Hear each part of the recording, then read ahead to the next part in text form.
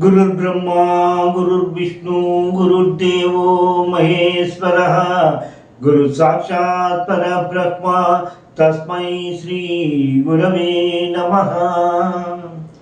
शुक्लांबरधरं विष्णुं शशिवर्णं चतुर्भुजं प्रसन्नवदनं ध्यायेत् सर्वविघ्नोपशान्तये।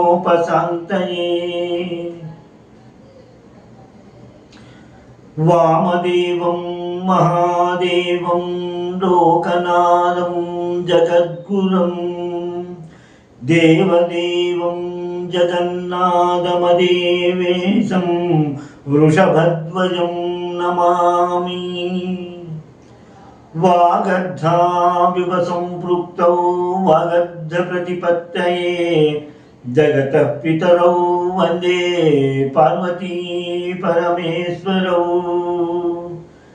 वन्दे पार्वती परमेश्वरौ।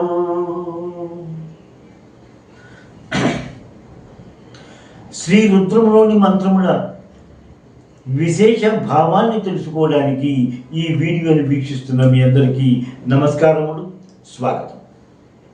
మా గురువు గారైన శ్రీ జ్ఞానేశ్వరమ్మ గారి పాదములకు నమస్కరించి వారి ఆశీస్సులను అర్థిస్తూ, అమ్మవారు గురువులు నాకు ఇచ్చిన శక్తి మేరకు జ్ఞానము మేరకు శ్రీ రుద్రంలోని మంత్రముల విపుల భావాన్ని తెలియజేయడానికి ప్రయత్నం చేస్తాను. ఇప్పటిదాకా మనం నమ్మకంలోని రెండవ అనువాకంలో 11 మంత్రాల యొక్క విపుల భావాన్ని తెలుసుకోగలిగాము. 12వ మంత్రము నమ ఉచ్చై ఘోషాయ క్రందయతే పత్తీనాం పతయే నమః అన్నారు. నమ ఉచ్చై ఘోషాయ. ఉచ్చై ఘోషాయ అంటే పెద్ద శబ్దము చేయగల సమర్థుడు, గట్టిగా అరచువాడు అనే విధమైన అర్థం వస్తూ ఉంటుంది. ముఖ్యంగా యుద్ధములలో యోధులందరూ కూడా ఎదుటి వారిని చూసి సవాళ్ళు ప్రతి సవాళ్ళు చేసుకోవడము, జబ్బలను చరుచుకోవడము, తొడలను చరుచుకోవడము అనేటువంటివి చేస్తూ ఎంతో పెద్ద పెద్ద శబ్దాలను చేయడము అనేటువంటిది మనకి తెలిసిన విషయమే. అలాగా అటువంటి శబ్దాలు చేస్తూ ఉండే వారి కింద కనిపిస్తూ ఉంటారు. ఈ శబ్దాలు చేయడం వలన ఒక్కొక్కసారి శత్రువుడు భయపడిపోయి కొంతమంది పారిపోతారని, కొంతమంది మరణిస్తారని కూడా మనకి కనిపిస్తూ ఉంటుంది. దుర్గా సప్తశతి లేక చండీ సప్తశతి గ్రంథములు అమ్మవారు చేసినటువంటి హుంకారానికి చాలామంది శత్రువులు మరణించారు అని కనిపిస్తూ ఉంటుంది. సఘోషో దత్తరాష్ట్రాణం హృదయాన్ని వ్యధారయత్ నభశ్చ పృథివీం చైవ తుములో అభ్యనునాదయన్ అని కనిపిస్తూ ఉంటుంది భగవద్గీతలో.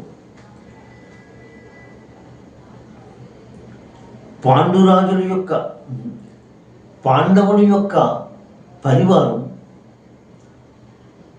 చేసినటువంటి వివిధ శంఖముల చేతి ఊదడం వలన వచ్చినటువంటి ధ్వనుల వలన భూమి ఆకాశములలో ప్రతిధ్వనిస్తూ ఉంటే ధృతరాష్ట్ర పుత్రులకు హృదయము ఛేదించబడింది అన్న విధంగా కనిపిస్తూ ఉంటుంది. ఉచ్చై ఘోషాయ అంటే పెద్ద శబ్దము కలవాడు, గొప్ప స్తోత్రము చేయువాడు లేక స్తోత్రము కలవాడు అన్న విధంగాను, అంతేకాకుండా గొప్ప శబ్దము చేయగలిగినటువంటి మేఘములు మొదలైన రూపములలో ఉన్నవాడు అనే అర్థంగా కూడా కనిపిస్తూ ఉంటుంది. నమ ఉచ్చైర్ఘోషాయ క్రందయతే ఆక్రందయతే అని అన్నారు. ఆక్రందయతే అంటే ఏడిపించువాడు. ఎవరిని ఏడిపిస్తాడండి? శత్రువులను ఏడిపించువాడు, లేక తన భక్తులకు శత్రువులైన వారిని ఏడిపించువాడు. అలాగే ఏడిపిస్తూనే విజయములు ప్రసాదించువాడు అనే విధంగా కూడా మనకి అర్థంగా కనిపిస్తూ ఉంటుంది. అంటే శత్రువులను ఏడిపిస్తూ తన భక్తులను రక్షిస్తూ తన భక్తులకు విజయములు ప్రసాదించువాడు అనేటువంటి రుద్రస్వామికి నమస్కారములు అని మనం తెలియజేస్తున్నాం. నమ ఉచ్చైర్ఘోషాయ క్రందయతే పత్తీనాం పతయే నమః. పత్తీనాం అంటే నడుచుచు వాడు. పత్తీనాం అంటే నడుచువాడు లేక నడుచుచునేటువంటి యోధుడు, పదాతి దళము అన్న విధముగా అర్థాలు కనిపిస్తూ ఉంటాయి. అంతేకాకుండా నడుచుచుని సకల లోకములను జయించగల సామర్థ్యము కలిగిన వాడు అనే అర్థం కూడా మనకు కనిపిస్తూ ఉంటుంది. ఇంకా పత్తీనాం అంటే సాధారణంగా యుద్ధాలలోని మనకి ముఖ్య మహాభారతము అది చదువుతూ ఉంటే అక్షౌహిణీ సేనలు అని చూపిస్తూ ఉంటాయి. ఇన్ని అక్షౌహిణీ సేనలు కలవాడు, లేక మహాభారత యుద్ధంలో ఇన్ని వేల అక్షౌహిణీ సేనలు సంహరింపబడ్డాయి అని చెప్తూ ఉంటాం. ఈ పత్తి అనేది ఆ అక్షౌహిణీ సేనలలో ఒక చిన్న భాగముగా మనం గమనించగలం. అంటే ఒక ఏనుగు, ఒక రథము, 5 పదాతి దళము, 3 గుర్రములు కలిగినటువంటి ఆ సమూహాన్ని, ఆ భాగాన్ని పత్తి అంటారు. అంటే ఎంతో పెద్ద సైన్యము కలిగినటువంటి ఆ అక్షౌహిణీ సేనలో ఈ పత్తి అనేది ఒక భాగము. పత్తీనాం పతయే నమః అంటే ఆ పత్తీలు అనేటువంటి భాగానికి నాయకుడైనటువంటి ఆ రుద్రస్వామికి నమస్కారము అని తెలియజేసుకుంటున్నాం. రుద్రస్వామికి యుద్ధము చెయ్యాలి అంటే ఆయుధములతో పని లేదు. అనేక గ్రంథాలలో అది కనిపిస్తూ ఉంటుంది. ఎందుకు అంటే త్రిపురాసులను నవ్వుతో సంహరించాడట, మన్మధుడిని కంటి చూపుతో సంహరించాడు. ఈ విషయం మనకి తెలిసిందే. ఇంకా యముడిని చేతి గోర్లు మొదలైనటువంటి వాటితో సంహరించాడు అని కనిపిస్తూ ఉంటుంది. అంటే రుద్రస్వామికి ప్రతి యుద్ధం చేయాలి అంటే ప్రత్యేకమైన ఆయుధములు అవసరము లేదు అని చెబుతూనే ఈ పత్తి మొదలగునటువంటి సైన్యములోని భాగములలోని వాళ్ళకి అధిపతిగా ఉన్నాడు ఆ రుద్రస్వామి అని, అటువంటి చైతన్యత్వం కలిగినటువంటి ఆ రుద్రస్వామి అటువంటి చైతన్యత్వాన్ని ప్రసాదించేటువంటి రుద్రస్వామికి నమస్కారములు అని కనిపిస్తూ ఉంటుంది. నమ ఉచ్చై ఘోషాయ క్రందయతే పత్తీనాం పతయే నమః అనే మంత్రానికి భావముగా మనం ఒకసారి చూసుకుంటే, పెద్ద శబ్దము చేయగల సామర్థ్యము గలవాడు, పెద్ద శబ్దములు చేసేటువంటి మేఘములు మొదలగు వాటిలో రూపములు కలిగిన వాడు, శత్రువులను ఏడిపించగల సామర్థ్యము గలవాడు, అలాగే భక్తులను విజయమును ప్రసాదించేటువంటి సామర్థ్యము గలవాడు, సైన్యములోని ఒక చిన్న భాగములలోని నాయకత్వం వహించేటువంటి అటువంటి లక్షణములు కలిగినటువంటి రుద్రస్వామికి నమస్కారములు అని ఈ మంత్రం ద్వారా తెలియజేసుకుంటున్నాం. నమ కృష్ణవీతాయ ధావతే సత్వనాం పతయే నమః. నమ కృష్ణవీతాయ. కృష్ణవీతాయ అంటే సైన్యమునంతటినీ తానే పరివేష్టించేవాడు వాడు.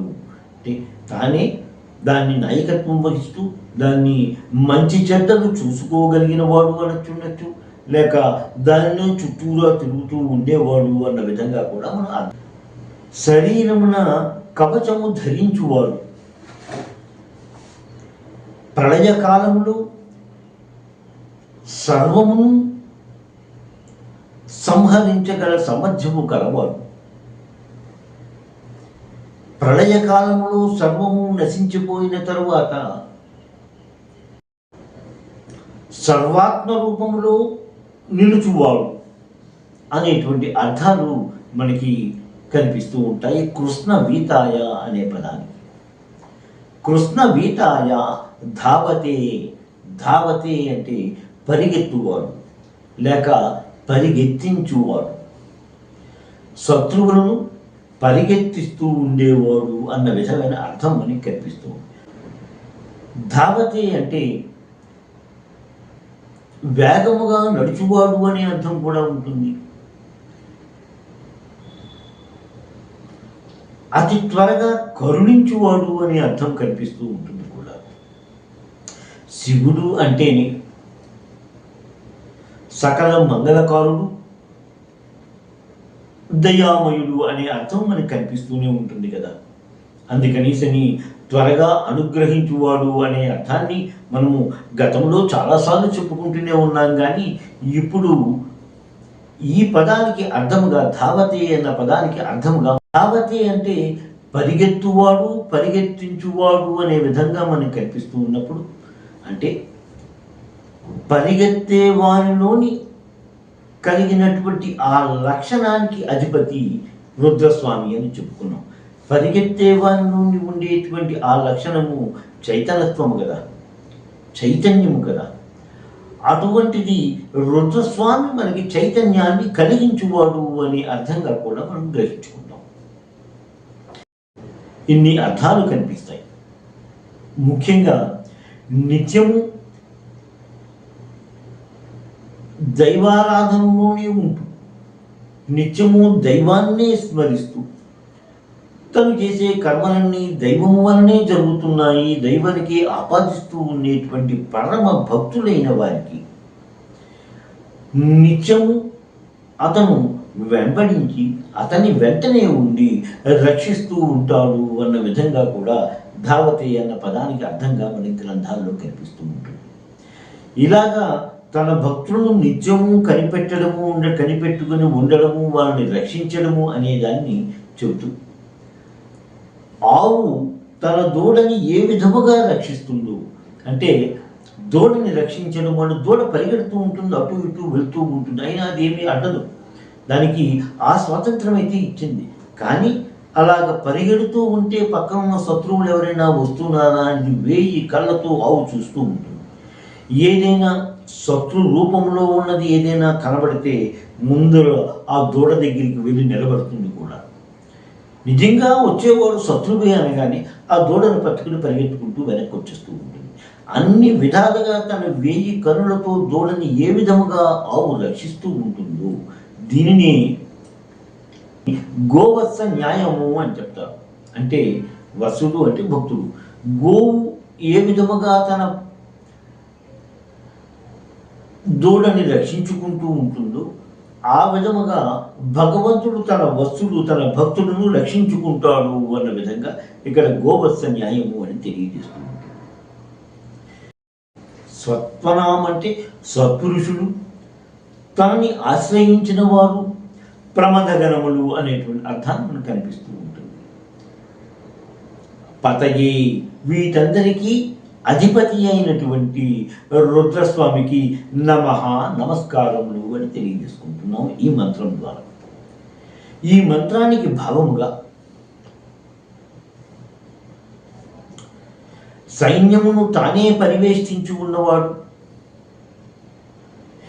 ప్రళయకాలమందు సకలమును తనలో లీనము చేసుకున్నవాడు, ప్రళయకాలమందు సర్వము లీనమైపోయిన తర్వాత సర్వాత్మగా నిలుచువాడు, పరిగెత్తువాడు, పరిగెత్తించువాడు,